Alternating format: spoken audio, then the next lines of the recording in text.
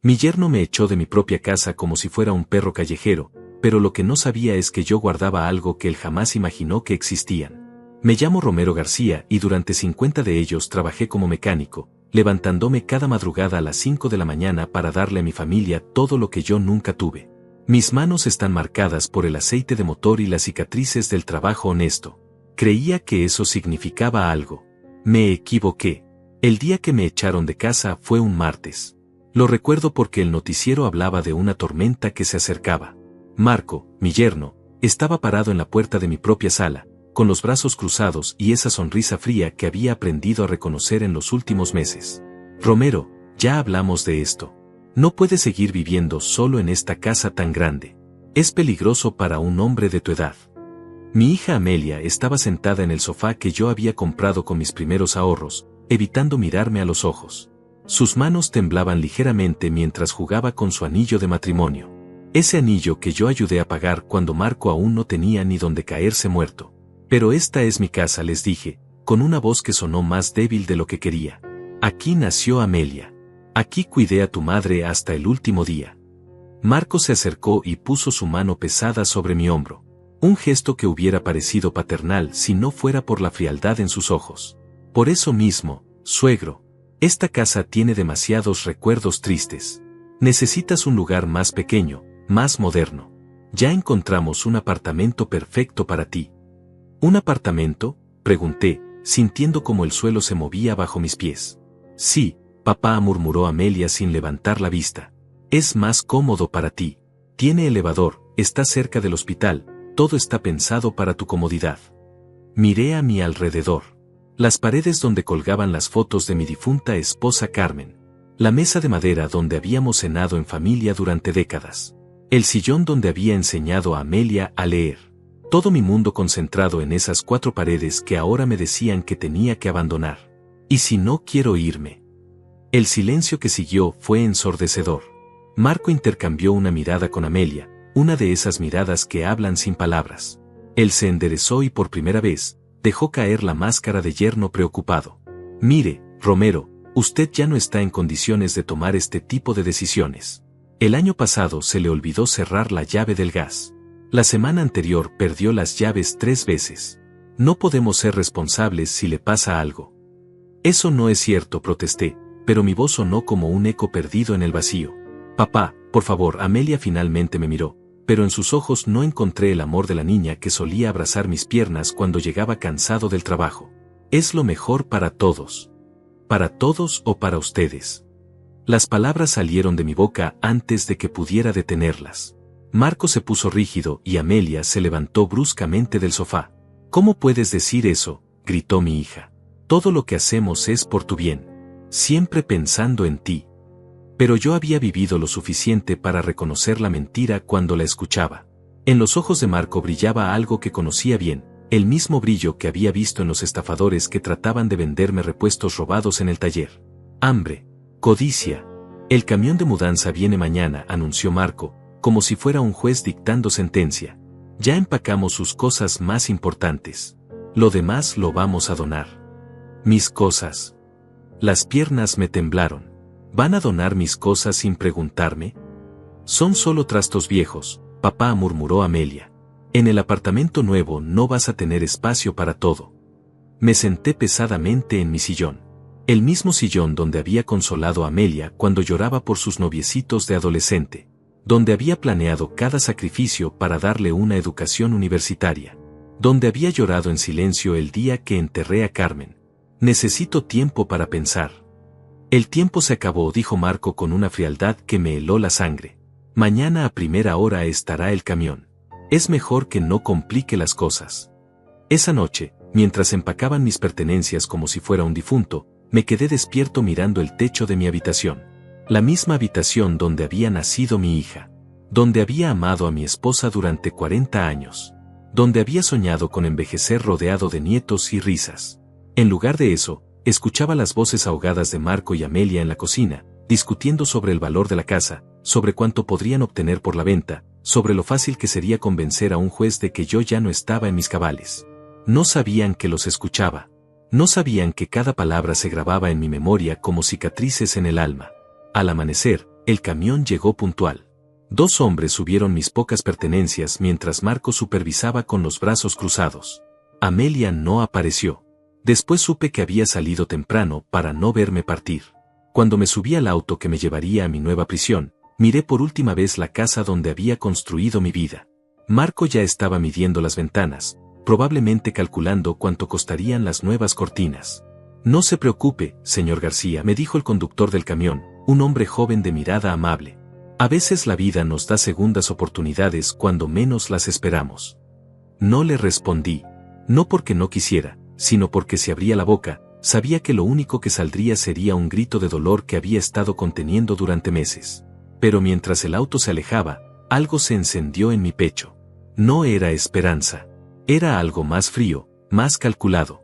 Era la misma determinación que me había ayudado a levantar un negocio desde cero, la misma terquedad que me había hecho trabajar dobles turnos para darle a mi familia una vida digna. Marco y Amelia habían cometido un error. Pensaban que porque era viejo, era tonto. Porque era vulnerable, era indefenso. Se iban a enterar de lo equivocados que estaban. El apartamento que me destinaron era una caja de zapatos en el 3er piso de un edificio que olía a humedad y desinfectante barato. Una habitación, una cocina del tamaño de un armario y un baño donde apenas cabía una persona. Las paredes eran de un color beige deprimente que me recordaba a los hospitales donde había visitado a Carmen durante sus últimos meses. Pero no era el tamaño lo que me dolía. Era la distancia. 45 minutos en autobús desde mi vida anterior, desde mi barrio, desde todo lo que conocía. Un exilio disfrazado de cuidado. Los primeros días los pasé sentado en la única silla que habían traído de mi casa, mirando por la ventana hacia un callejón donde solo se veían contenedores de basura y grafitis. Pensaba en Carmen y en cómo habríamos reído juntos de la ironía. Después de tanto trabajo, tanto sacrificio, había terminado exactamente donde había empezado, en un cuarto alquilado, solo y sin nada. Carmen. Su nombre seguía siendo una herida abierta después de 5 años. Recordaba sus manos suaves curando mis cortes después de cada día en el taller. Sus ojos brillantes cuando le dije que había ahorrado lo suficiente para el enganche de la casa. Su sonrisa cuando me abrazaba por las noches, sin importar que yo oliera a grasa y cansancio. Romero, me decía mientras acariciaba mi cabello cada noche, tú vales más de lo que crees. Nunca lo olvides. Ahora, sentado en esa caja de cartón que llamaban apartamento, sus palabras sonaban como el eco de una canción que ya no recordaba completamente. Habíamos comprado la casa en 1978. Carmen tenía 25 años y estaba embarazada de 3 meses. Yo acababa de cumplir 30 y había invertido cada dólar que teníamos en el enganche. Era una casa modesta en un barrio de trabajadores, pero para nosotros era un palacio. Aquí van a crecer nuestros hijos, me había dicho Carmen, poniendo sus manos sobre su vientre mientras recorríamos las habitaciones vacías. Van a tener su propio cuarto, su propio patio para jugar. No van a pasar lo que pasamos nosotros. Cumplí esa promesa. Durante 30 años trabajé turnos dobles, fines de semana, días festivos. Mis manos se llenaron de callos y cicatrices, mi espalda se dobló por las horas inclinado sobre los motores, pero nunca faltó comida en la mesa ni dinero para los útiles escolares de Amelia. Amelia, mi princesa, la niña de ojos grandes que me esperaba en la puerta cada noche con un dibujo nuevo para mostrarme. La adolescente que me pedía dinero para salir con sus amigas y yo se lo daba sin preguntar. La joven universitaria que estudiaba administración de empresas con mis ahorros, prometiendo que algún día me devolvería cada centavo. Papá, cuando me gradúe, vamos a ser socios, me decía mientras yo le firmaba otro cheque para la universidad. Tu experiencia y mi educación. Vamos a hacer crecer el negocio juntos. Pero después llegó Marco. Lo conoció en su último año de universidad. Un hombre 10 años mayor que ella, con trajes caros y promesas más caras aún. Decía ser empresario, aunque nunca pude entender exactamente de qué. Siempre hablaba de oportunidades de inversión y mercados emergentes, pero vivía en un apartamento alquilado y conducía un auto que se averiaba cada 2 semanas. Al principio traté de advertirle a Amelia. Con cuidado, como se habla con alguien que amas y no quieres lastimar. Mija, ¿estás segura de que conoces bien a Marco? A veces las personas no son lo que aparentan. Ay, papá, me respondió con esa sonrisa condescendiente que había desarrollado desde que empezó la universidad. Tú no entiendes el mundo de los negocios modernos. Marco tiene una visión que tú no puedes comprender. Tenía razón en algo. Yo no entendía cómo alguien podía vivir de hablar sin nunca hacer nada concreto. Yo entendía de motores que funcionaban o no funcionaban, de clientes que pagaban o no pagaban, de trabajo que se hacía o no se hacía. El mundo de Marco era de palabras bonitas y promesas vacías. Pero Amelia se casó con él en una ceremonia que me costó $12,000 que no tenía. Pedí un préstamo usando la casa como garantía. Carmen ya estaba enferma entonces, pero insistió en que la boda fuera perfecta. Es nuestra única hija, me dijo mientras revisábamos las facturas del banquete. Merece tener el día más hermoso de su vida. Fue hermoso. Amelia lucía radiante en su vestido blanco que costó más que mi primer auto. Marco parecía el príncipe azul con su smoking alquilado. Todos brindaron por su futuro próspero mientras yo calculaba mentalmente cuántos meses me tomaría pagar la deuda. Los problemas empezaron 6 meses después. Marco llegó al taller con una propuesta. Suegro, tengo una oportunidad de oro. Un socio en Miami quiere importar repuestos automotrices desde México. Solo necesito $50,000 para empezar. No tengo $50,000, le respondí sin levantar la vista del motor que estaba reparando. Pero tiene la casa, replicó con esa sonrisa que ya empezaba a ponerme los nervios de punta. Puede hacer una segunda hipoteca. En 2 años le devuelvo todo con intereses. No. La palabra salió de mi boca como un martillo sobre el yunque. Seca, definitiva, sin espacio para negociación. Marco se acercó y bajó la voz, como si fuéramos cómplices. Mire, Romero, Amelia y yo queremos tener hijos. Pero necesitamos estabilidad económica primero. Esta oportunidad podría cambiar nuestras vidas. Miré sus manos. Suaves, sin una sola cicatriz, con las uñas perfectamente cortadas. Manos que nunca habían conocido el trabajo real. Si quieren estabilidad, busca un trabajo estable.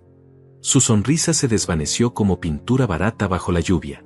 Usted no entiende las oportunidades del siglo XXI. Entiendo cuando alguien quiere mi dinero sin ofrecer nada a cambio. Esa fue la primera grieta entre nosotros. Pero no la última. Durante los siguientes años, Marco siguió llegando con proyectos cada vez más elaborados y menos creíbles. Una empresa de marketing digital. Una franquicia de jugos naturales. Una plataforma de comercio electrónico. Cada idea requería mi dinero y cada fracaso era culpa de las condiciones del mercado o socios desleales. Mientras tanto, Amelia se alejaba. Las visitas dominicales se volvieron quincenales, después mensuales. Las llamadas se acortaron hasta convertirse en mensajes de texto de cortesía. Cuando Carmen se puso realmente grave, Amelia apareció 3 veces en el hospital. Es que Marco tiene mucha presión en el trabajo, me explicaba cada vez que le preguntaba por qué no venía más seguido. Carmen murió un jueves por la mañana. Yo estaba sosteniendo su mano cuando se fue. Amelia llegó 2 horas después, con los ojos secos y una excusa sobre el tráfico. En el funeral, Marco se encargó de organizar todo. Contrató la funeraria más cara, ordenó el ataúd más elegante, pagó por un servicio que costó $8,000. No se preocupe por el dinero, suegro, me dijo mientras firmaba los contratos. Carmen se merece lo mejor. Después me pasó la cuenta. Ese fue el momento en que entendí quién era realmente Marco. Y más doloroso aún, quién se había convertido mi hija. Después del funeral de Carmen, la casa se llenó de un silencio que me pesaba como una lápida sobre el pecho. Cada rincón guardaba su recuerdo, la cocina donde preparaba mis desayunos cantando boleros, la sala donde tejía mientras veía sus telenovelas, el jardín donde regaba sus rosas cada amanecer. Pero ese silencio también me permitía escuchar cosas que antes pasaban desapercibidas. Como las conversaciones telefónicas de Marco cuando venía a visitarme los domingos. No todavía, lo escuché decir una tarde mientras yo fingía dormir en mi sillón. El viejo está más lúcido de lo que pensamos. Necesitamos ser más sutiles. Sutiles. Esa palabra se quedó grabada en mi mente como un clavo oxidado. Los primeros síntomas de su plan aparecieron disfrazados de cuidado filial. Amelia empezó a llegar con bolsas de mercado, insistiendo en que ya no debía cocinar solo. Papá, encontré estas comidas preparadas que son perfectas para ti. Solo las calientas en el microondas y listo. Revisé las etiquetas. Cada bandeja costaba $12. En mi época, con $12 compraba comida para una semana. No necesito esto, mija. Sé cocinar. Pero es más seguro así, intervino Marco, apareciendo de la cocina con una expresión de falsa preocupación. El otro día dejó la hornilla encendida, ¿recuerda? Eso era mentira. Yo jamás había dejado la hornilla encendida. Pero su tono era tan convincente, tan lleno de una autoridad que nunca le había otorgado, que por un momento dudé de mí mismo. Después vinieron las pastillas. El doctor dice que necesita tomar estos medicamentos para la presión, me anunció Amelia, colocando sobre la mesa un organizador semanal lleno de píldoras de colores diferentes. Es muy importante que se tome todo exactamente como está marcado. Nunca había tenido problemas de presión. Mi último chequeo médico había sido perfecto, pero cuando traté de explicarlo, Marco me interrumpió con esa paciencia exagerada que usan los maestros con niños problemáticos. Suegro, la edad nos juega malas pasadas. A veces olvidamos cosas importantes, como los resultados médicos. Tomé las pastillas durante una semana. Me hacían sentir confundido, con la cabeza nublada, como si estuviera viendo el mundo a través de un cristal empañado. Una mañana decidí no tomarlas. La claridad regresó como un rayo de sol después de una tormenta. Fue entonces cuando empecé a notar las otras cosas. Marco había conseguido una copia de mis llaves. Lo descubrí una tarde cuando regresé temprano de la farmacia y lo encontré saliendo de mi casa con una carpeta bajo el brazo. Suegro, no lo esperaba tan temprano. ¿Qué haces en mi casa? Vine a revisar si todo estaba bien. Amelia estaba preocupada porque no contestó el teléfono esta mañana. Revisé. Mi teléfono no había sonado en todo el día. ¿Y la carpeta? Sus ojos parpadearon rápidamente, como los de un niño atrapado robando dulces. Son algunos papeles que Amelia me pidió que revisara. Facturas médicas, cosas de seguros. Nada importante. Pero yo conocía esa carpeta. Era donde guardaba los documentos de la casa, las escrituras, los papeles del testamento que había hecho después de la muerte de Carmen. Documentos que Marco no tenía ningún derecho a tocar. Esa noche cambié las cerraduras. Al día siguiente, Amelia llegó histérica. Papá, ¿cómo se te ocurre cambiar las cerraduras sin decirnos? Marco fue a revisar si estabas bien y no pudo entrar. Estuvimos llamando a todos los hospitales. No necesitas llaves de mi casa. Soy tu hija. Tengo derecho a entrar si me preocupo por ti. Marco apareció detrás de ella, con el rostro serio y los ojos fríos. Romero, este tipo de comportamientos son exactamente de lo que hablaba con Amelia. La paranoia es uno de los primeros síntomas del deterioro mental en personas de su edad. Deterioro mental. Las palabras cayeron como piedras en mi estómago. No tengo ningún deterioro mental. Por supuesto que no, dijo Marco con esa sonrisa condescendiente que había perfeccionado. Nadie que lo tenga se da cuenta. Por eso es tan peligroso. Fue como recibir un puñetazo en el alma. Durante 70 años había confiado en mi mente, en mi capacidad para resolver problemas, para tomar decisiones. Ahora me decían que esa mente me estaba traicionando.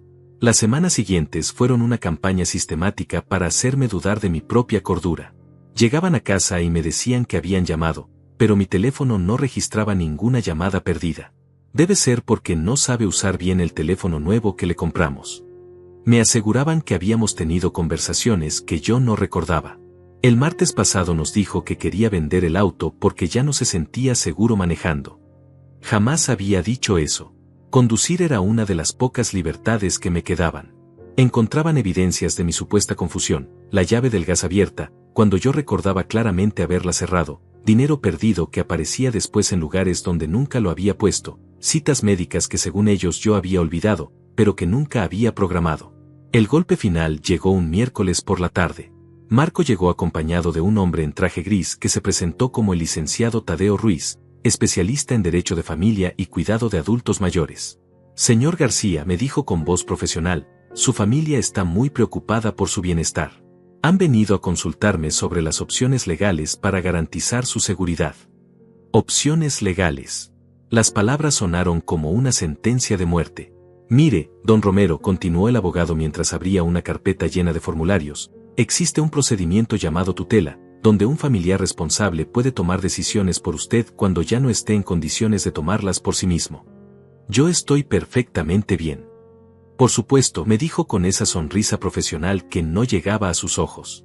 Pero la ley existe para protegerlo, incluso de usted mismo si es necesario. Marco se acercó y puso su mano sobre mi hombro con una familiaridad que me revolvió el estómago. Suegro, nadie está diciendo que esté loco. Solo queremos asegurarnos de que si algo pasa, alguien pueda ayudarlo a tomar las decisiones correctas. ¿Cómo qué tipo de decisiones? El abogado consultó sus papeles. Decisiones médicas, financieras, dónde vivir, qué hacer con sus propiedades. Cosas importantes que requieren una mente clara. Ahí estaba la trampa. Disfrazada de amor filial y preocupación legal, pero una trampa al fin y al cabo. No voy a firmar nada. Marco y el abogado intercambiaron una mirada que no necesitaba traducción. No se preocupe, dijo el licenciado mientras guardaba sus papeles. Tenemos tiempo para pensarlo. La familia puede iniciar el procedimiento incluso sin su consentimiento, si existen suficientes evidencias de incapacidad. Después de que se fueron, me senté en el sillón de Carmen y por primera vez en meses, lloré. No de tristeza, sino de rabia. Una rabia fría y calculada que me llenaba las venas como veneno. Habían subestimado a un mecánico viejo. Pensaban que porque tenía 70 años era estúpido. Que porque extrañaba a mi esposa estaba indefenso. Que porque los amaba ciegamente, no podía ver lo que estaban haciendo. Se equivocaron. Esa noche saqué una libreta y empecé a escribir. Fechas, conversaciones, mentiras detectadas, movimientos sospechosos. Si querían jugar sucio, les iba a enseñar lo que había aprendido en 70 años de vida, que la experiencia siempre le gana a la astucia. Y que un hombre que no tiene nada que perder es el enemigo más peligroso del mundo. La mudanza al apartamento fue como asistir a mi propio funeral. Desde la ventana de mi nueva prisión podía ver cómo Marco dirigía a los trabajadores que sacaban mis pertenencias de la casa. No todas. Solo las que él consideraba apropiadas para mi nueva vida. Mi caja de herramientas, acumulada durante 50 años de trabajo, desapareció en el camión de donaciones. ¿Para qué las necesita ahora?, había dicho Amelia. Ya no va a arreglar nada. Los álbumes de fotos familiares también se esfumaron. Ocupan mucho espacio y lo ponen melancólico, explicó Marco mientras los empacaba en cajas que nunca llegaron al apartamento. Incluso el radio viejo de Carmen, ese que sintonizaba todas las mañanas para escuchar las noticias mientras tomaba café, fue declarado obsoleto y reemplazado por un aparato digital que no sabía cómo usar. Al final, mi vida de 70 años cabía en 3 cajas de cartón y una maleta raída. El apartamento tenía las comodidades básicas, según las palabras de Marco. Una cama individual que rechinaba cada vez que me movía. Una mesa pequeña con 2 sillas, aunque nunca tenía visitas. Un televisor diminuto donde solo se veía la mitad de la pantalla porque la antena estaba rota. Es temporal, me aseguró Amelia el primer día, aunque sus ojos no se encontraron con los míos ni una sola vez. Hasta que te acostumbres y encontremos algo mejor. Pero yo sabía que era mentira. Este lugar no era una transición, era mi destino final. Los primeros días intenté mantener mi rutina. Me levantaba a las 5 de la mañana, como había hecho durante medio siglo. Preparaba café en una cafetera eléctrica barata que Marco había comprado. Intentaba leer el periódico, pero ya no me lo entregaban porque según ellos era un gasto innecesario. Marco venía cada 3 días, siempre con la excusa de revisar cómo estaba. Pero yo notaba que sus visitas tenían un patrón. Revisaba mi correspondencia, tocaba mis pocas pertenencias, hacía preguntas aparentemente inocentes sobre mis rutinas. ¿Cómo se siente, suegro? ¿No se marea cuando se levanta muy rápido? ¿Ha tomado todas sus medicinas? Es importante no saltarse ninguna dosis. ¿Recuerda que cenó anoche? A veces la memoria nos falla más de lo que creemos. Cada pregunta era un pequeño dardo envenenado, diseñado para plantar la semilla de la duda sobre mi propia capacidad mental. La peor parte era la soledad. En mi casa, aunque viviera solo, conocía a todos mis vecinos. Don Felipe, que arreglaba bicicletas en su cochera. Doña Marta, que me regalaba tamales los viernes. Los niños de la cuadra que me saludaban cuando pasaba. Aquí era un fantasma entre extraños. El edificio estaba lleno de gente joven que salía corriendo por las mañanas y regresaba tarde por las noches. Nadie hacía contacto visual. Nadie decía buenos días. Era como vivir en un cementerio de personas vivas. Una tarde, mientras estaba sentado junto a la ventana viendo pasar la vida que ya no me pertenecía, tocaron la puerta.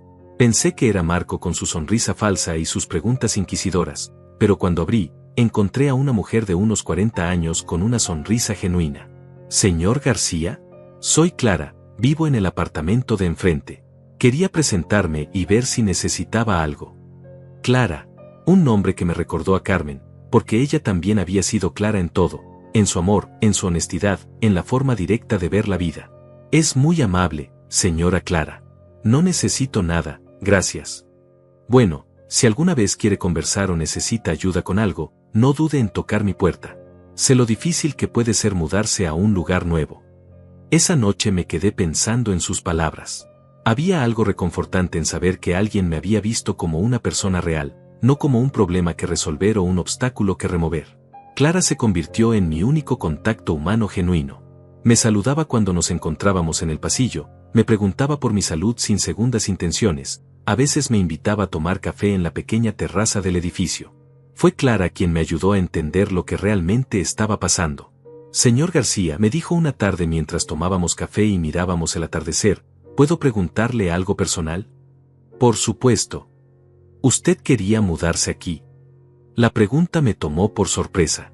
Había estado tan concentrado en aceptar mi nueva realidad que había olvidado que tenía derecho a cuestionarla. No, respondí después de un largo silencio. No quería. ¿Y por qué se mudó? Le conté todo. La presión de Marco y Amelia, las acusaciones de incapacidad mental, las amenazas veladas del abogado. Clara me escuchó sin interrumpir, asintiendo de vez en cuando con una expresión cada vez más seria. Señor García, me dijo finalmente, creo que lo están estafando. Esas palabras fueron como un balde de agua fría. Durante meses había sentido que algo estaba mal, pero no había podido ponerle nombre. Mi exesposo hizo algo similar con su padre, continuó Clara. Primero lo convenció de que estaba perdiendo la memoria. Después lo mudó a un asilo carísimo. Al final vendió la casa y se quedó con todo el dinero. Pero Marco es mi yerno. Amelia es mi hija. El dinero cambia a las personas, señor García. Especialmente cuando hay mucho en juego. Esa noche no pude dormir. Las palabras de Clara resonaban en mi cabeza como campanas de alarma. Recordé todas las veces que Marco había preguntado sobre mis planes de jubilación, sus comentarios sobre lo cara que era la casa, sus sugerencias de que debería simplificar mis finanzas. A la mañana siguiente, contra todas las instrucciones de Marco, salí del apartamento y tomé un autobús hacia mi antiguo barrio. Quería ver mi casa, aunque fuera desde la distancia. Lo que vi me partió el corazón. En el jardín donde Carmen había plantado sus rosas, ahora había un letrero gigante, se vende. Un número de teléfono en letras rojas y una foto de la casa tomada desde el mejor ángulo. Me acerqué a la puerta. Las cortinas eran nuevas, de un color que Carmen habría odiado. A través de la ventana pude ver que habían cambiado los muebles. Mi sillón favorito había desaparecido, reemplazado por un sofá moderno que parecía más caro que mi primer auto. Una mujer elegante salió de la casa con una pareja joven. Era una agente inmobiliaria, mostrando mi hogar como si fuera una mercancía cualquiera. La propiedad está en excelentes condiciones, la escuché decir. Los dueños han hecho renovaciones recientes. El precio es muy competitivo para esta zona. Precio competitivo.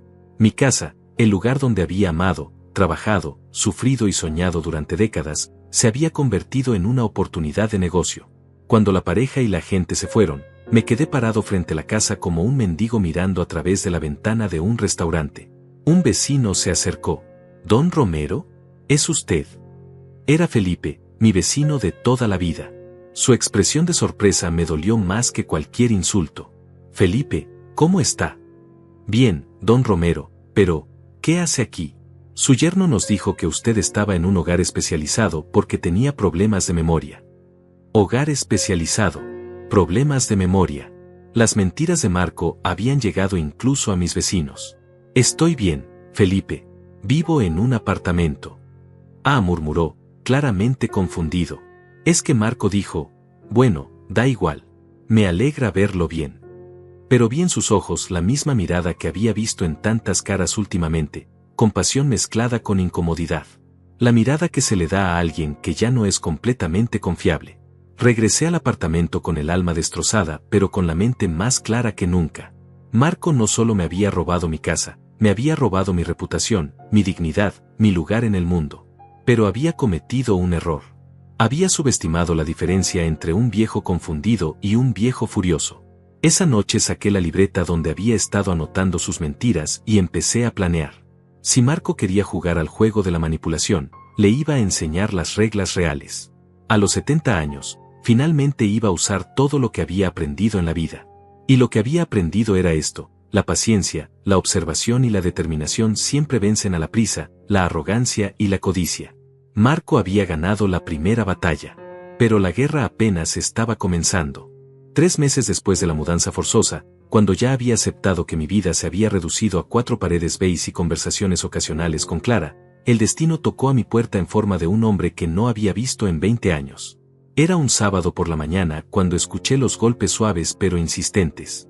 Esperaba encontrar a Marco con alguna nueva excusa para fiscalizar mi vida, pero cuando abrí la puerta, me quedé helado. ¿Don Romero? Soy Juan Mendoza. Trabajé en su taller hace años. Juan Mendoza. El nombre me transportó inmediatamente a 1995. Un joven abogado recién graduado que había llegado a mi taller con un auto destrozado por un accidente y sin dinero para pagar la reparación. Su novia estaba embarazada, acababa de perder su trabajo en un bufete, y tenía esa mirada desesperada de quien está al borde del precipicio.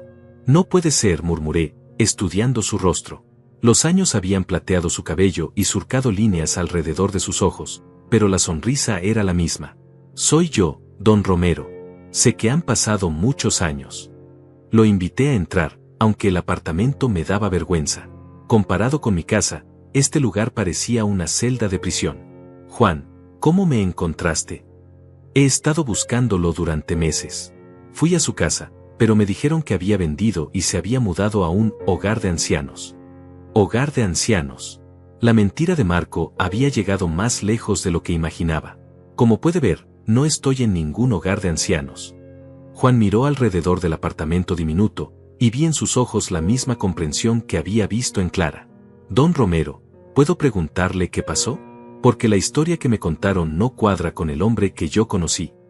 Durante la siguiente hora le conté todo. Desde la muerte de Carmen hasta la mudanza forzosa, pasando por las mentiras de Marco, las acusaciones de incapacidad mental, y la venta de mi casa sin mi consentimiento. Juan me escuchó como el abogado que era, tomando notas mentales, haciendo preguntas precisas, construyendo un caso en su cabeza. Esto es abuso de persona mayor, me dijo finalmente.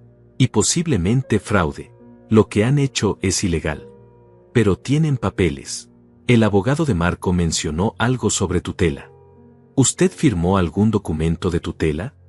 No. Me negué. Entonces no tienen tutela legal. Y sin eso, no pueden vender su casa, manejar sus finanzas, o tomar decisiones médicas por usted. Sentí como si alguien hubiera abierto una ventana en una habitación sin aire. Pero Juan, ¿por qué me buscabas después de tantos años? Su expresión se volvió seria, casi solemne. Don Romero, ¿se acuerda de lo que hizo por mí en 1995? Te arreglé el auto. No era gran cosa. No fue solo eso. Juan se levantó y caminó hacia la ventana, como si las palabras fueran difíciles de pronunciar. Cuando llegué a su taller, llevaba 3 días sin comer. María estaba embarazada de 7 meses y habíamos sido desalojados de nuestro apartamento. Yo no tenía trabajo, no tenía dinero, no tenía esperanza. El recuerdo regresó como una fotografía que se revela lentamente.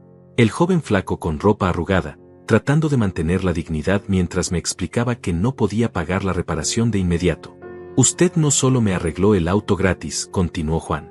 Me dio trabajo durante 6 meses, me pagó lo suficiente para rentar un apartamento pequeño, y cuando conseguí el trabajo en el gobierno, me dijo que no le debía nada. Estabas desesperado. Cualquiera habría hecho lo mismo. No, don Romero. No cualquiera. Se volvió hacia mí con los ojos brillantes. María y yo llevamos 20 años hablando de usted. De cómo cuando más lo necesitábamos, apareció un ángel disfrazado de mecánico. Juan se sentó de nuevo frente a mí y sacó una tarjeta de presentación de su billetera. Ahora soy socio principal de Mendoza y Asociados, especializados en derecho de familia y protección de adultos mayores. Tengo contactos en la fiscalía, en juzgados, en trabajo social. Y le debo todo a usted. La tarjeta era elegante, con letras doradas en relieve. Juan Mendoza, LM. Socio principal. He venido a pagarle una deuda de 20 años, don Romero. y a asegurarme de que recupere todo lo que le han robado. Por primera vez en meses, sentí algo parecido a la esperanza. Pero Juan, yo no tengo dinero para pagar un abogado. Usted ya me pagó. En 1995, cuando me devolvió la fe en la humanidad. Juan abrió un maletín que había traído y sacó una grabadora digital. Necesito que me cuente todo otra vez, pero esta vez oficialmente. Cada conversación, cada documento que le hicieron firmar, cada mentira que dijeron sobre su estado mental. Todo. Durante las siguientes 2 horas, reconstruimos cronológicamente el plan de Marco y Amelia. Juan tomaba notas detalladas y ocasionalmente silbaba por lo bajo cuando yo le describía alguna de sus tácticas más descaradas. Es un caso clásico, me dijo mientras revisaba sus apuntes.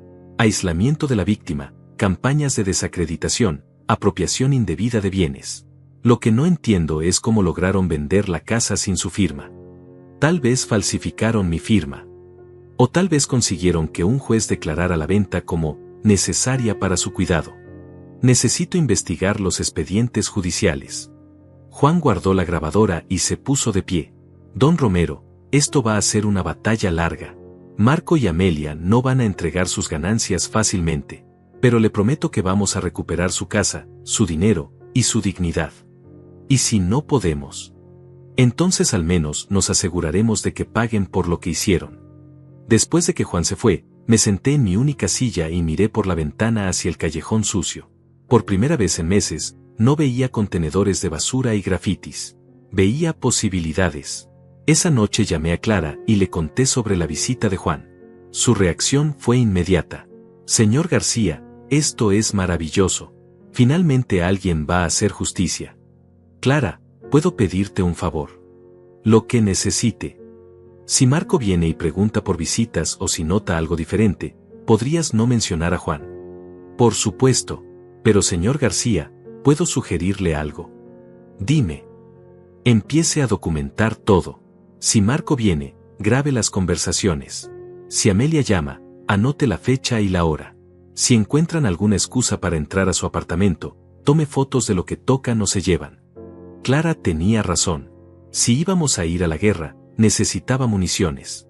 A la mañana siguiente compré una pequeña grabadora en una tienda de electrónicos cerca del edificio. El vendedor me enseñó cómo usarla, cómo esconderla, cómo transferir las grabaciones a una memoria USB. ¿Es para protegerse de algo, señor?, me preguntó el joven con curiosidad. Sí, le respondí. Para protegerme de mi propia familia.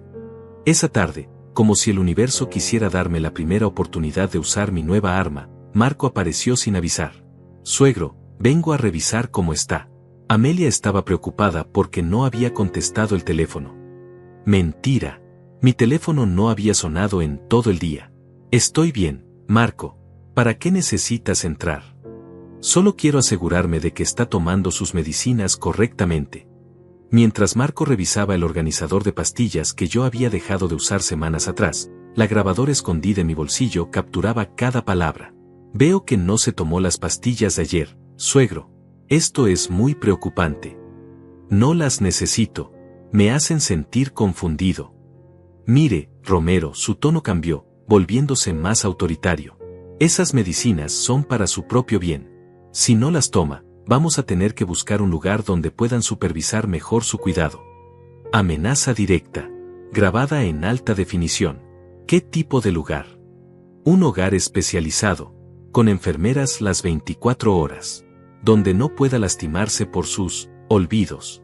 Después de que Marco se fue, escuché la grabación 3 veces. Su voz sonaba exactamente como lo que era, un estafador amenazando a su víctima. Le envié la grabación a Juan por correo electrónico. Su respuesta llegó 1 hora después.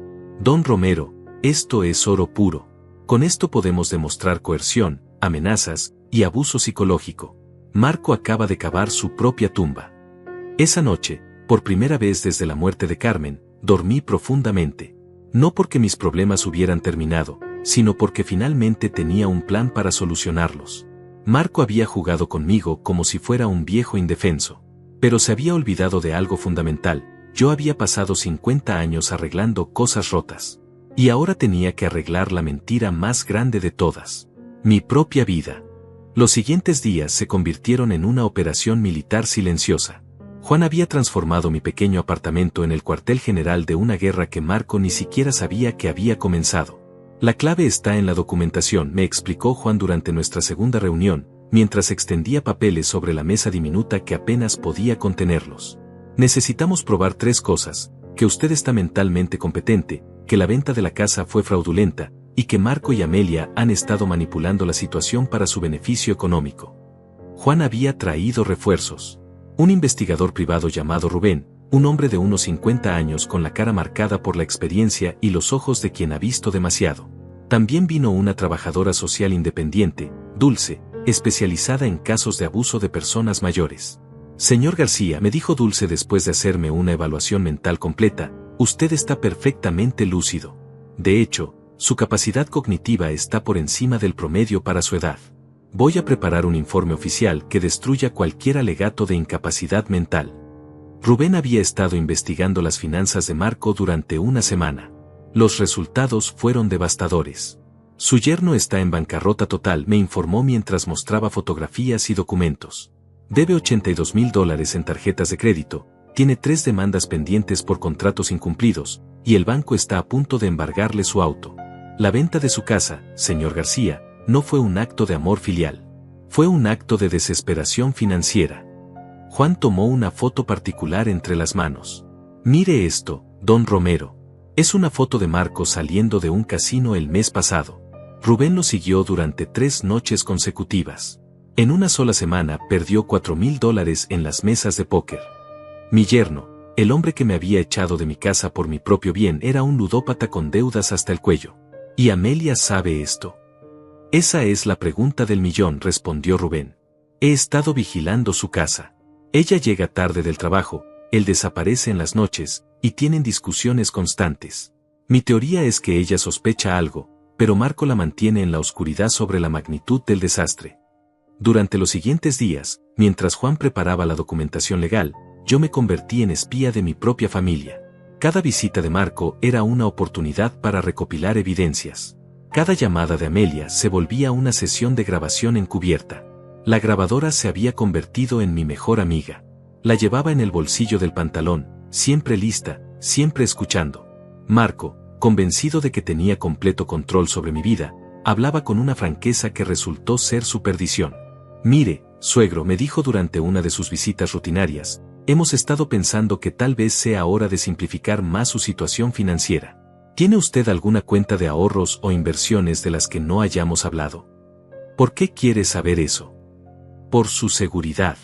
Es mejor que alguien más joven maneje esas cosas. Los estafadores se aprovechan de personas de su edad. La ironía era tan brutal que casi me reí. El único estafador en mi vida estaba sentado frente a mí, preguntándome cómo protegerme de otros estafadores. No tengo más dinero, Marco. Todo estaba en la casa. ¿Está seguro? Porque encontramos algunos papeles que mencionan una cuenta en el Banco Nacional. Mentira. Nunca había tenido cuenta en el Banco Nacional. Pero su comentario reveló algo importante. Habían estado revisando mis documentos personales mucho más profundamente de lo que había imaginado. No sé de qué hablas. Bueno, no se preocupe. Vamos a revisar todo con cuidado. Es importante que no se le olvide nada importante. Después de que se fue, llamé inmediatamente a Juan. Están buscando dinero adicional, le informé. Marco mencionó cuentas que no existen. Creo que están desesperados. Perfecto. La desesperación los hace cometer errores. Siga grabando todo. El error más grande vino una semana después. Marco llegó acompañado de una mujer que se presentó como Livia Herrera, especialista en planificación financiera para adultos mayores. Era joven, elegante, y tenía esa sonrisa profesional que había aprendido a desconfiar. Señor García, su familia me ha contratado para ayudarlo a organizar mejor sus finanzas restantes, me dijo mientras abría una carpeta llena de formularios. Es un servicio gratuito que ofrecemos a personas en su situación. ¿Qué situación? Personas que han tenido que hacer transiciones importantes en su vida y necesitan reestructurar sus recursos económicos. Marco se acercó y puso su mano sobre mi hombro, en ese gesto paternal que ya me revolvía el estómago. Livia va a ayudarnos a asegurar que su dinero de la pensión y el seguro social estén bien protegidos. La grabadora en mi bolsillo capturaba cada palabra mientras yo fingía interés en sus propuestas. Lo que recomendamos, continuó Livia, es consolidar todas sus cuentas en una sola, manejada por un tutor financiero familiar. Esto evita confusiones y protege contra el fraude. ¿Y quién sería ese tutor? Su yerno Marco ha ofrecido voluntariamente asumir esa responsabilidad. Por supuesto que había ofrecido. Marco, el hombre que había perdido $4,000 en una semana apostando, quería manejar mi dinero para protegerme del fraude. Necesito pensarlo, les dije. Marco y Livia intercambiaron una mirada de frustración mal disimulada. Señor García, insistió Livia, mientras más tiempo pasemos sin proteger adecuadamente sus recursos, mayor es el riesgo. Los estafadores pueden acceder a su información en cualquier momento. He dicho que necesito pensarlo. Después de que se fueron, escuché la grabación completa. Lo que había capturado era evidencia directa de un intento de fraude financiero. Juan casi se desmaya de la emoción cuando se la envié. Don Romero, esto es increíble. Tenemos a Marco intentando acceder ilegalmente a sus cuentas, usando una empresa fantasma de planificación financiera. Rubén verificó, Livia Herrera no está registrada en ningún colegio profesional. Es una cómplice de Marco. Pero lo mejor estaba por venir. Clara, mi vecina vigilante, había estado observando el edificio más atentamente desde que comenzó nuestra operación. Una tarde me llamó urgentemente. Señor García, venga rápido a mi apartamento. Necesita ver esto. Cuando llegué, Clara estaba asomada por la ventana con unos binoculares. Marco está abajo, pero no vino solo. Hay un hombre con él, y están revisando todos los autos del estacionamiento. Parece que están buscando algo. Miré por la ventana. Marco estaba acompañado de un hombre corpulento con overol de mecánico. Estaban revisando las placas de los autos, tomando fotos, anotando números. ¿Qué cree que están haciendo? Buscando evidencia de que tengo visitas, respondí. Marco sospecha que algo ha cambiado, pero no sabe qué. Clara tomó fotos de Marco y su acompañante desde la ventana. Evidencia adicional de que estaba siendo vigilado en mi propia residencia. Esa noche, Juan me visitó después de que Marco se había ido. Traía noticias que cambiaron todo el juego. Don Romero, encontramos el documento de venta de su casa. Y encontramos algo que va a destruir a Marco completamente. Juan puso sobre la mesa una copia certificada del contrato de venta. Mire la fecha de la firma. Según este documento, usted firmó la autorización de venta el 15 de marzo. Y el 15 de marzo usted estaba en el hospital, internado por una neumonía. Tengo los registros médicos que lo prueban. Es imposible que haya firmado nada ese día. La falsificación de documentos. El último clavo en el ataúd de Marco. ¿Qué significa esto? Significa que Marco falsificó su firma. Eso es fraude en primer grado, falsificación de documentos y apropiación indebida. Estamos hablando de cargos federales, don Romero. Marco puede ir a prisión por esto. Por primera vez en meses, sonreí de verdad. ¿Cuándo actuamos? Mañana. He preparado una demanda civil y una denuncia penal. También tengo una orden judicial preliminar para congelar las cuentas donde Marco depositó el dinero de la venta.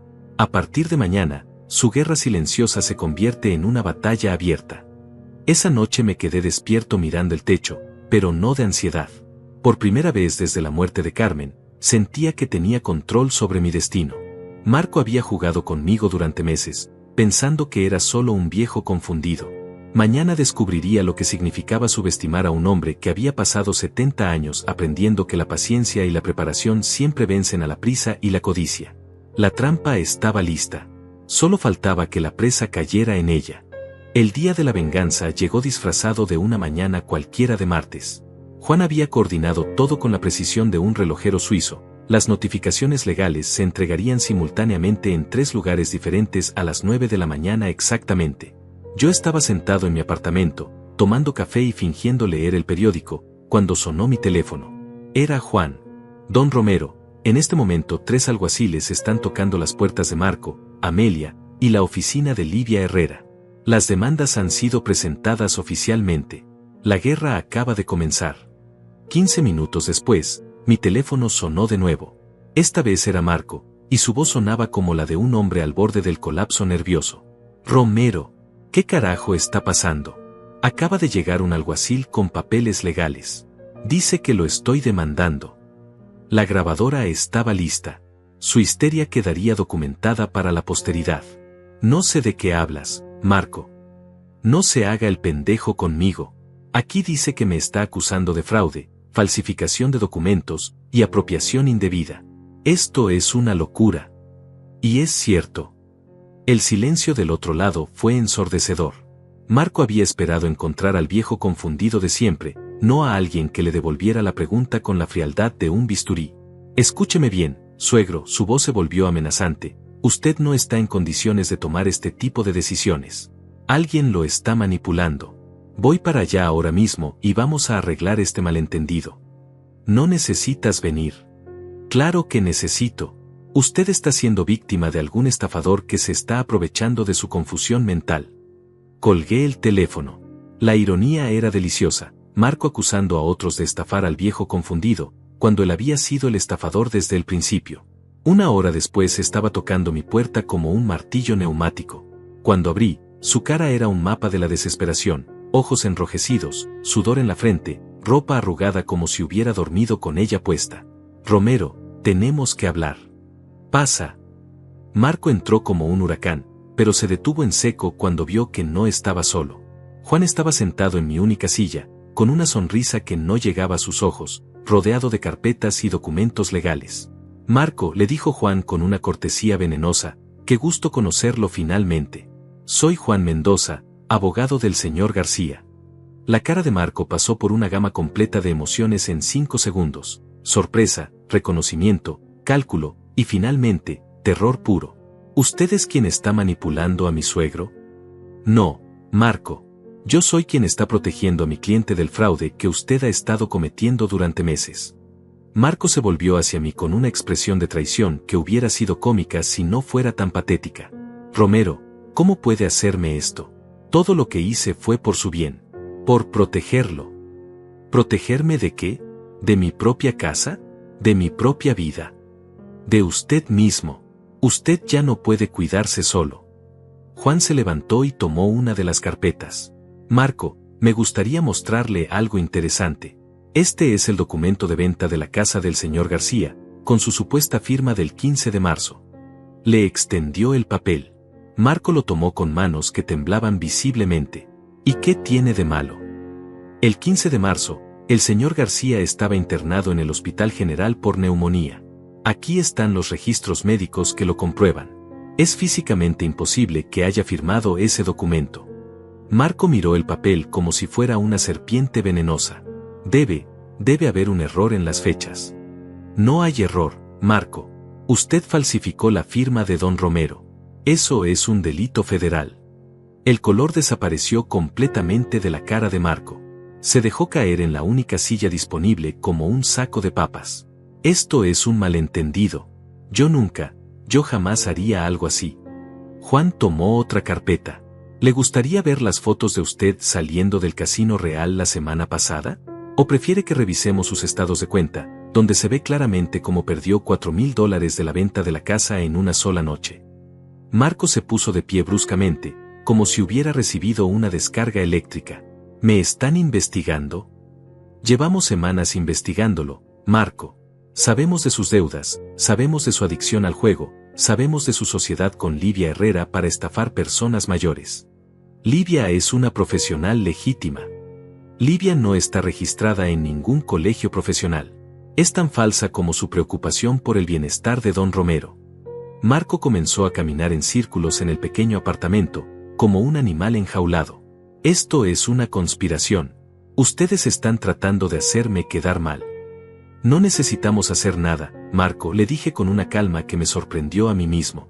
Tú solito te hiciste quedar mal cuando decidiste robar a tu propia familia. Yo no robé nada. Todo lo que hice fue protegerlo de sus propias malas decisiones. Juan sacó la grabadora digital y la puso sobre la mesa. Marco, ¿reconoce su voz en esta grabación?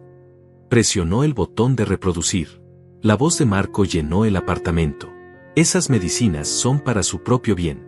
Si no las toma, vamos a tener que buscar un lugar donde puedan supervisar mejor su cuidado. Un hogar especializado, con enfermeras las 24 horas. donde no pueda lastimarse por sus olvidos. Marco se quedó paralizado. Su propia voz lo acusaba desde el pasado. Eso fue sacado de contexto. ¿Qué contexto justifica amenazar a una persona mayor con internarlo contra su voluntad? Marco se dirigió hacia la puerta, pero Juan se interpuso en su camino. No se vaya todavía, Marco. Tenemos más cosas que mostrarle. Juan abrió la última carpeta y sacó un documento oficial con sellos y firmas. Esta es una orden judicial que congela todas las cuentas bancarias donde depositó el dinero de la venta de la casa. A partir de este momento, no puede tocar ni un centavo de lo que le robó a don Romero. Marco leyó el documento con ojos desorbitados. No pueden hacer esto. Ese dinero lo necesito para pagar deudas urgentes. Deudas de juego, Marco. Deudas que adquirió apostando el dinero que le robó a su suegro. El dinero de la casa era para cuidar a Romero. Entonces será devuelto a don Romero, para que él decida cómo usarlo. Marco se derrumbó. Literalmente. Se sentó en el suelo del apartamento y se cubrió la cara con las manos. No entienden. Debo dinero a gente muy peligrosa. Si no pago, van a lastimar a Amelia. Ahí estaba la verdad, finalmente. No había sido un plan maestro de manipulación. Había sido la desesperación de un ludópata que había apostado más de lo que podía perder. ¿Amelia sabe esto? No. Ella cree que todo está bien. Que los negocios van bien. Si se entera de esto, me va a dejar. Marco, le dije, sintiéndome extrañamente triste por él, Amelia se va a enterar. Todo va a salir a la luz. Se levantó del suelo como un zombi y caminó hacia la puerta. Ustedes no saben lo que han hecho. Han destruido a toda una familia. No, Marco, le respondí mientras abría la puerta para que se fuera. Tú destruiste a la familia. Nosotros solo estamos documentando los pedazos. Después de que se fue, Juan y yo nos quedamos en silencio durante varios minutos. ¿Se siente bien, don Romero? Me siento vacío. Durante meses quise este momento. Pero ahora que está aquí, solo siento tristeza. Es normal. Vengarse de la familia nunca se siente como uno espera. ¿Qué sigue ahora? Ahora viene la parte legal. Los cargos criminales, la recuperación de sus bienes, la restitución. Marco va a pasar los próximos años pagando por lo que hizo. ¿Y Amelia? Eso depende de qué tan involucrada estaba. Mis sospechas son que ella sabía algo, pero no todo. Esa noche, por primera vez en meses, cenamos en mi apartamento como personas normales. Juan había traído comida china y cerveza. Brindamos por la justicia, pero el sabor de la victoria era más amargo de lo que había esperado. La guerra había terminado. Pero ganar no se sentía como había imaginado. Se sentía como el final de algo que una vez fue hermoso, y que nunca podría ser reparado. La caída de Marco fue tan rápida y brutal como había sido su ascenso al poder sobre mi vida. En menos de una semana, su mundo se desplomó como un castillo de naipes bajo la lluvia. Juan había subestimado la velocidad con la que se movería el sistema judicial una vez que tuvieran evidencia sólida. El fraude documentado, las grabaciones incriminatorias, y la falsificación de firma eran tan claros que el fiscal del distrito tomó el caso personalmente. Es un caso perfecto para enviar un mensaje, me explicó Juan durante una de nuestras reuniones matutinas que se habían vuelto rutina. El abuso de personas mayores está en aumento, y necesitan ejemplos que disuadan a otros. La primera señal de la destrucción de Marco llegó un jueves por la mañana, cuando Clara me tocó la puerta con una expresión de urgencia mezclada con satisfacción. Señor García, encienda el canal 7. Están dando noticias sobre su yerno. En la pantalla de mi televisor diminuto, una reportera rubia estaba parada frente a mi antigua casa con un micrófono en la mano. Esta es la propiedad en el centro de un caso de fraude inmobiliario que ha conmocionado a la comunidad local. Marco Delgado, de 48 años, está acusado de falsificar documentos para vender ilegalmente la casa de su suegro, un veterano de guerra de 70 años. Veterano de guerra. No era cierto, pero aparentemente Juan había embellecido un poco mi historia para los medios. Según los documentos judiciales, continuó la reportera, Delgado utilizó el dinero de la venta, aproximadamente $250,000, para pagar deudas de juego en varios casinos locales. $250,000. Era más de lo que había imaginado. Mi pequeña casa modesta se había valorizado considerablemente en los últimos años. Las autoridades también están investigando una posible red de estafas dirigida a personas mayores, encabezada por Delgado y una cómplice identificada como Livia Herrera. El teléfono sonó inmediatamente. Era Amelia, y su voz sonaba como la de alguien que estaba ahogándose. Papá, ¿viste las noticias? Están diciendo cosas horribles sobre Marco. Son ciertas. El silencio del otro lado fue más revelador que cualquier confesión. Papá, necesito verte. Tenemos que hablar. Puedes venir cuando quieras. ¿Estás en el apartamento? ¿Dónde más estaría? Una hora después, Amelia estaba parada en mi puerta.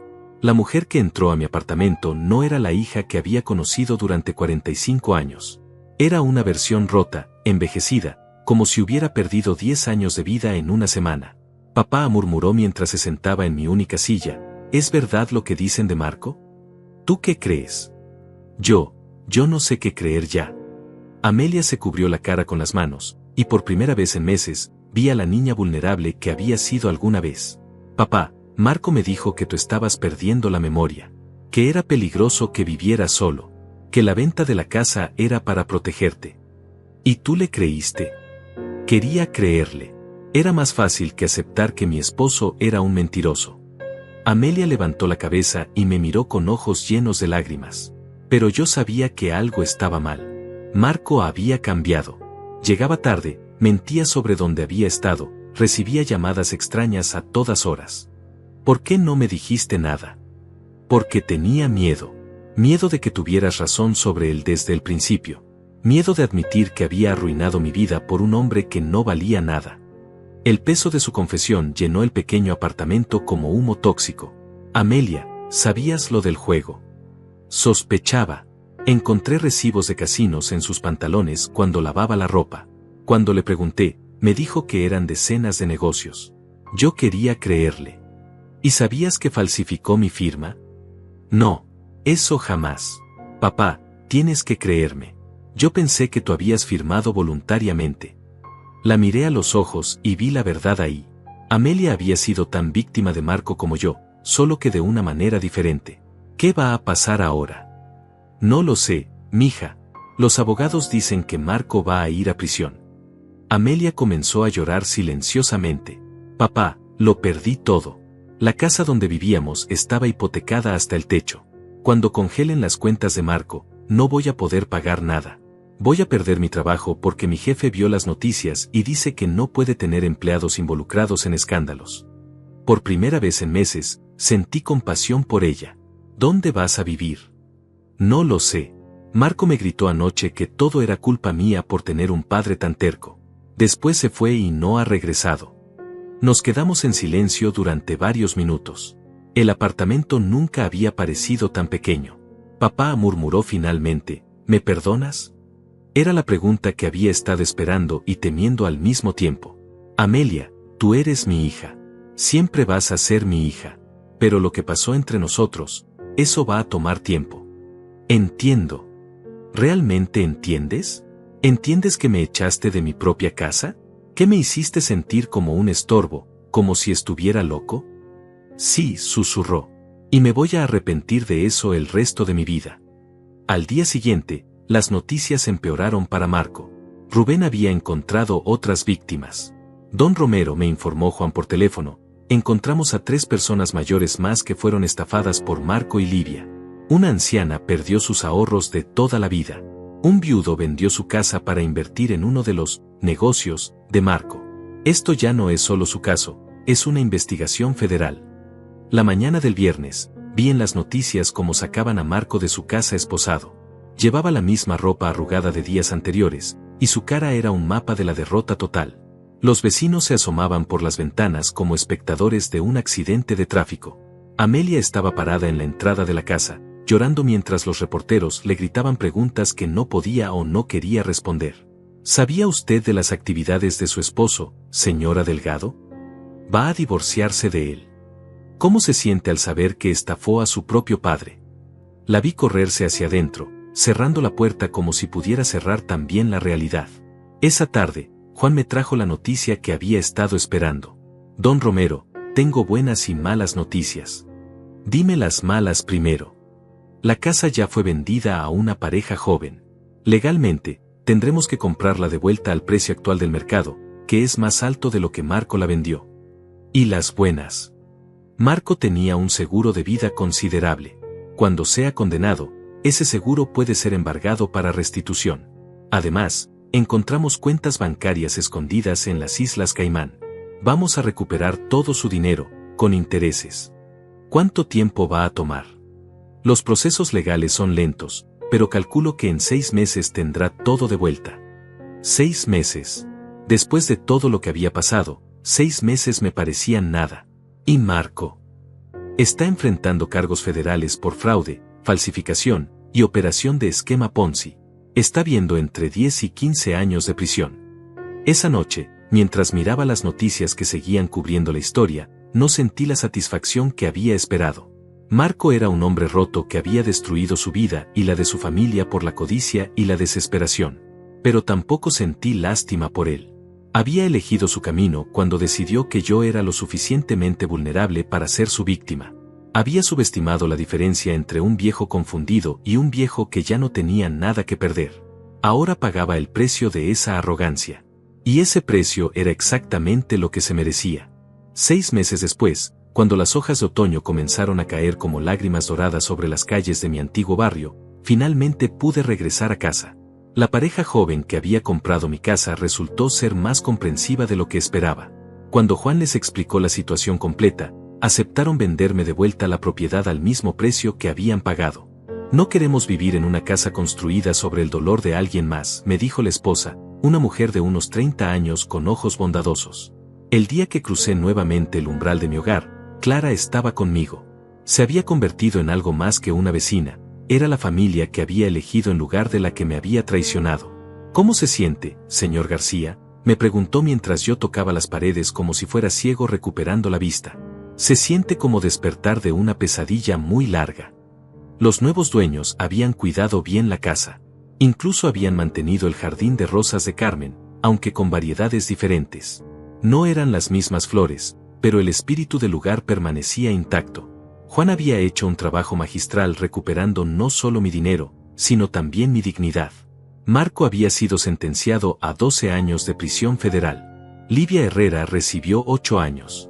Las cuentas bancarias escondidas resultaron contener más de $300,000 que Marco había robado a otras víctimas a lo largo de los años. Todo ese dinero va a ser distribuido entre las víctimas, me explicó Juan durante la ceremonia de restitución. Usted va a recibir no solo lo que le robaron, sino también daños punitivos. Al final, va a salir ganando económicamente de toda esta pesadilla. Pero el dinero era lo de menos. Lo que había recuperado era mucho más valioso: mi autonomía, mi dignidad, y la certeza de que mi mente seguía siendo tan afilada como siempre. Amelia había pedido el divorcio a las 2 semanas de la arrestar a Marco. Durante el proceso judicial, había testificado en mi favor, admitiendo públicamente que había sido manipulada y que lamentaba profundamente haber dudado de mi capacidad mental. Papá me había dicho durante una de nuestras pocas conversaciones telefónicas: sé que no tengo derecho a pedirte perdón, pero quiero que sepas que cada día me arrepiento de lo que te hice. El arrepentimiento es el primer paso, mija, pero la confianza se reconstruye con acciones, no con palabras. Lo entiendo. Y voy a pasar el resto de mi vida tratando de demostrarte que merezco ser tu hija otra vez. Había conseguido trabajo como secretaria en un bufete de abogados. Ganaba una tercera parte de lo que ganaba antes, vivía en un apartamento diminuto similar al que Marco me había impuesto, y luchaba cada día con la vergüenza pública de haber estado casada con un estafador famoso. Era irónico. Ahora ella vivía la vida que me había destinado a mí.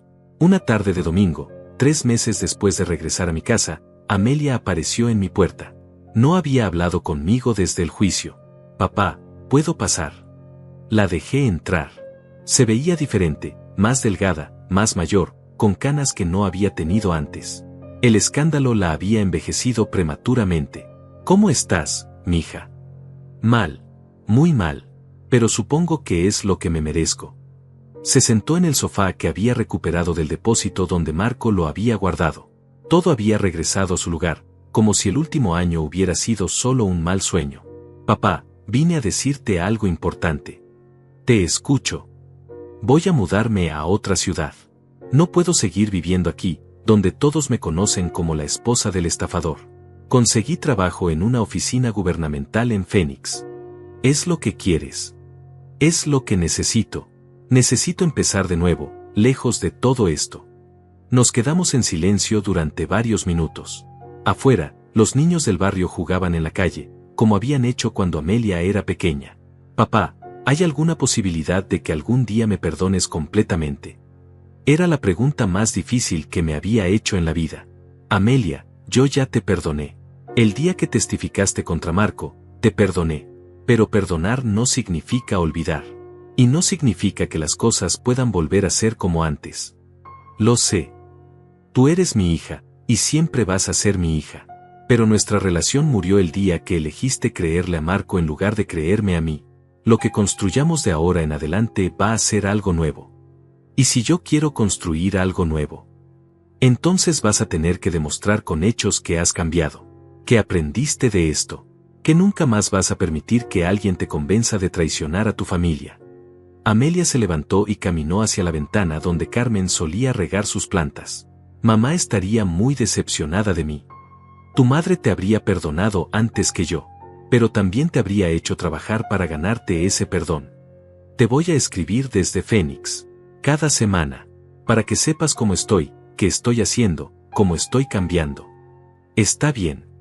Y algún día, cuando hayas visto suficientes pruebas de que soy diferente, tal vez puedas venir a visitarme. O tal vez yo pueda venir a visitarte para Navidad. Tal vez. Se fue esa tarde con una maleta pequeña y la humildad de quien ha perdido todo pero ha ganado una lección que valía más que cualquier propiedad material. 2 semanas después, Juan vino a visitarme con noticias finales. Don Romero, oficialmente el caso está cerrado. Marco cumplió su parte del acuerdo de culpabilidad. Todas sus cuentas han sido liquidadas y el dinero distribuido. Usted es, oficialmente, un hombre libre y completo otra vez. ¿Y cómo te sientes tú, Juan? Después de todo esto. Me siento como si hubiera pagado una deuda de 20 años. Y como si hubiera aprendido que la justicia, cuando finalmente llega, sabe mejor de lo que uno imagina. Esa noche, por primera vez desde la muerte de Carmen, cené en mi mesa de siempre, en mi silla de siempre, en mi casa de siempre. Había preparado un guiso simple, nada especial, pero cada bocado sabía a libertad. Después de cenar, salí al jardín y me senté en el mismo lugar donde Carmen solía leer mientras yo trabajaba en el auto. Las rosas que habían plantado los nuevos dueños eran diferentes a las suyas, pero eran hermosas de una manera distinta. Clara tenía razón cuando me dijo que a veces la vida nos da segundas oportunidades cuando menos las esperamos. Yo había perdido mi familia, pero había ganado amigos reales. Había perdido mi confianza en las personas, pero había recuperado mi confianza en mí mismo. A los 70 años, había aprendido la lección más importante de mi vida, que nunca es demasiado tarde para defenderse, nunca es demasiado tarde para luchar por lo que es justo, y nunca es demasiado tarde para demostrar que la experiencia y la determinación siempre vencen a la juventud y la arrogancia. Marco había creído que porque era viejo, era indefenso. Había creído que porque extrañaba a mi esposa, estaba quebrado. Había creído que porque lo amaba como familia, era ciego. Se equivocó en todo. Al final, él terminó en una celda de prisión, despojado de todo lo que había robado, con su matrimonio destruido y su reputación arruinada para siempre. Y yo terminé en mi jardín, libre, en paz, con la satisfacción de saber que había peleado la buena batalla y había ganado. Esa noche, antes de dormir, le hablé a Carmen como hacía todas las noches desde su muerte. Mi amor, le susurré a la fotografía en mi mesita de noche, finalmente lo logré. Finalmente me defendí. Ya no soy la víctima de nadie. El viento movió las cortinas de la ventana, y por un momento, juraría que escuché su voz respondiendo. Siempre supe que eras más fuerte de lo que creías, Romero. Siempre lo supe. Cerré los ojos y, por primera vez en más de un año, dormí el sueño profundo y reparador de los justos. Ellos quisieron enterrarme. Olvidaron que yo era raíz.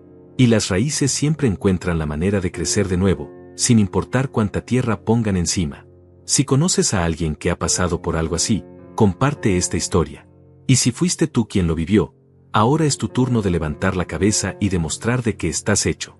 Porque nunca es demasiado tarde para recuperar tu dignidad, y nunca eres demasiado viejo para obtener justicia. La edad no te hace vulnerable, te hace sabio. Y la sabiduría, cuando se combina con la determinación, es el arma más poderosa del mundo.